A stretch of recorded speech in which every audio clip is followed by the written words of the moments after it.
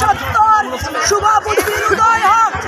এই জামাতে ইসলামের আমির ডক্টর শফিকুর রহমান বাংলাদেশের অর্ধেক জনগোষ্ঠী নারীদের কাছে উনি ক্ষমা চাইবেন। আমি বলতে চাই, আজকে যারা আমাদের কর্মজীবী নারী আছে, যে মা বোনেরা বাসা বাড়িতে কাজ করে জীবিকা নির্বাহ করে, যে বোনেরা গার্মেন্টসে কাজ করে, যে বোনেরা ব্যবসার সাথে কাজ করে, তাদেরকে উনি প্রতিটার সঙ্গে তুলনা করেছেন। আমরা এর তীব্র নিন্দা এবং প্রতিবাদ জানাই এবং বলতে চাই, শুধু নির্বাচনের সময় আপনারা মা বোনদেরকে ব্যবহার করে ভোট নেবেন এবং সেই মা বোনদেরকে প্রতিটার সঙ্গে তুলনা করবেন। এটি বাংলাদেশের প্রত্যেক জনগোষ্ঠী সমাজ মানবে না, মানবে না, মানবে না। আপা আর আপা বড় আপা কথা বলবেন?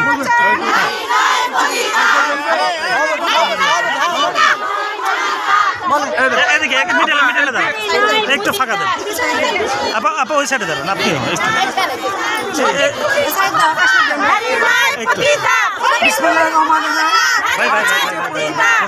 আজকে যে প্রতিবাদ ধরা লাগবে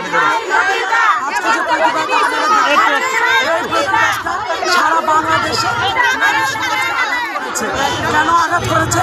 আজকে যে জামাতের আমির, উনি একজন শিক্ষিত বয়স্ক, উনি একজনের স্বামী, একজনের সন্তান, সেও ছিল নারী।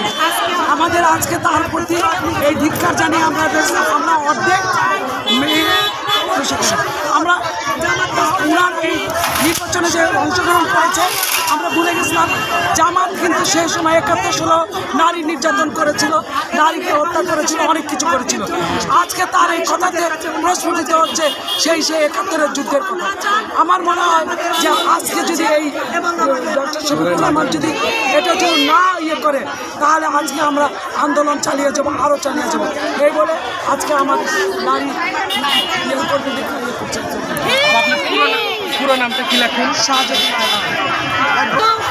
ঘরে ঘরে কিন্তু ভোট কেন্দ্রে নারীদের কাছে যাচ্ছেন ওনার স্বামীর জন্যই, যাতে ভোটে জামাতে ইসলাম জয়ী হতে পারে। তাহলে ওনার ঘর থেকে প্রথমে আগে ওনার স্ত্রীকে বের করছে, তাহলে তারপরে ওনার ভাই বোন এবং জামাতের যাতে মহিলা নেতৃবৃন্দ আছে, তারা কিন্তু সাধারণ ভোটার, মহিলা ভোটার, তাদের ঘরে ঘরে গিয়ে কিন্তু এই ভোট প্রচারণা করছে। তাহলে ঘর থেকে বের হওয়া মানে কি? ভোটের উদ্দেশ্যে বের হোক আর ইসলামিক জ্ঞান দেওয়ার উদ্দেশ্যে বের হোক। সেই ক্ষেত্রে তারাই যদি ঘর থেকে বের হয়ে যদি এই কাজগুলো করেন, তাহলে উনি যে বললেন নারীরা ঘর থেকে বের হওয়া মানে পতিতাবৃত্তি করা, তাহলে ওনার ঘর থেকে কি পতিতাবৃত্তি শুরু হলো? ডক্টর শফিকুর ইসলামের কাছে আমার প্রশ্ন, তাহলে ওনার বউকে দিয়ে আগে পতিতাবৃত্তি শুরু করলেন, তারই পাশাপাশি কি জনসাধারণেরা এখন ঘর থেকে বের হয়েছে? আরেকটা প্রশ্ন, সেটা হচ্ছে যে এখন এই যে জনসাধারণ যেভাবে ভোটে নেমেছে, সেই ক্ষেত্রে দেখা যাচ্ছে ওনার আসলে এই বিএনপির জনসমর্থন বেশি, ধানের শীষের সমর্থন বেশি। এখানে যখন ঘরে ঘরে নারীরা ঘর থেকে বের হয়ে প্রচারণা চালাচ্ছে, বিএনপিকে সমর্থন করছে, তারই প্রতিহিংসায় এই জামাতের আমির ডক্টর শফিকুল ইসলাম উনি বলছেন যে নারীরা ঘর থেকে বের হওয়া মানে পতিতাবৃত্তি করা। কিন্তু উনি একবারও ভাবেননি যে আমার নির্বাচনে প্রচারণা তো জামাতের নারীরা বের হয়েছে, আমার ঘরের বোন বের হয়েছে, আমার স্ত্রী বের হয়েছে, আমার মা বের হয়েছে, এবং তাদেরকে কথা চিন্তা করে যদি এই নগণ্যতম একটা প্রতিবাদ দেয়, নগণ্যতম যদি স্বীকৃতি না দিত, প্রতিটা বিষয়টা যদি না হতো, তাহলে সারা বাংলাদেশে নারীরা বের হতো না।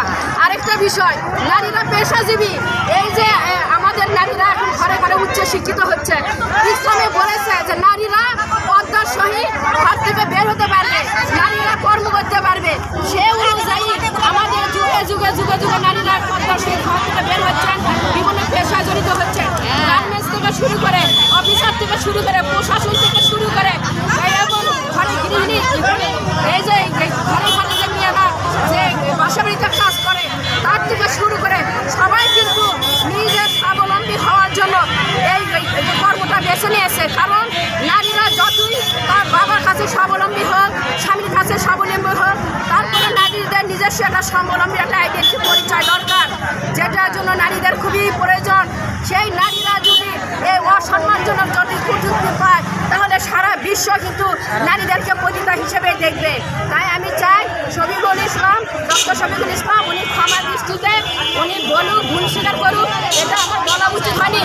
কারণ আমি যে পরিচয় যে ইয়েটা দিয়েছি, আমি পতিতা বিদ্রোহ দিয়েছি, সেটা তো আমার ঘর থেকে শুরু হয়েছে। তাহলে এটাকে আমার ক্ষমা দৃষ্টিতে দেখা উচিত, ভুল স্বীকার